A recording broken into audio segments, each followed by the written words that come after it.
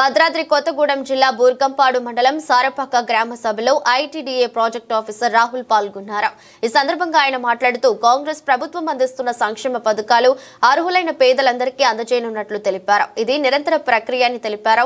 ఇప్పుడు లిస్టులో పేరు రాని వారు మరొకసారి దరఖాస్తు చేసుకోవచ్చని, అందరికీ సంక్షేమ పథకాలు అందజేస్తామని తెలిపారు. అర్హులైన పేదలకు సంక్షేమ పథకాలు అందరికీ అందించేందుకు అధికారులు పనిచేస్తున్నట్లు పేర్కొన్నారు.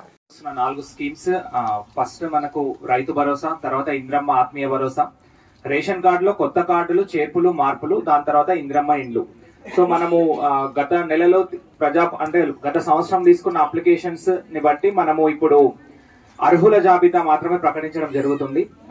ఆత్మీయ భరోసాలో ఎంతమంది అర్హులు వచ్చారో మనకు వచ్చిన అప్లికేషన్స్ ప్రకారము, రేషన్ కార్డులో కొత్త కార్డులు ఎంతమంది అర్హులు వచ్చారు, చేర్పులు ఎన్ని వచ్చాయి, మార్పులు ఎన్ని వచ్చాయి కూడా మొత్తం పేరు పేరున చెప్పడం జరుగుతుంది. ఇంద్రమ్మ ఇండ్లలో కూడా ఇండ్ల స్థలం లేని వారు అప్లై చేశారు, ఇండ్ల స్థలం ఉన్న వాళ్ళు అప్లై చేశారు. సో అప్లై చేసిన వాళ్ళ అర్హుల జాబితా ఎంత వస్తుంది చెప్పడం జరుగుతుంది.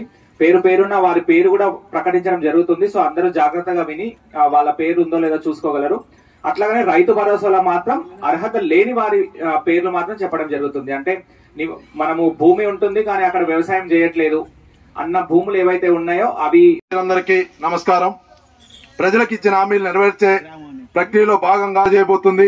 ఈ పథకాల వివరాలు గ్రామంలో ప్రజలకు తెలియజేసి వారి అభిప్రాయాలను సేకరించడానికి ఈ గ్రామ సభ ఏర్పాటు చేయడం జరిగింది. మన గ్రామంలో నివసిస్తున్న అర్హులైన అందరూ లబ్ధిదారులకు ఈ పథకాల కింద సహాయం అందించాలనేది ప్రభుత్వం యొక్క ముఖ్య ఉద్దేశం.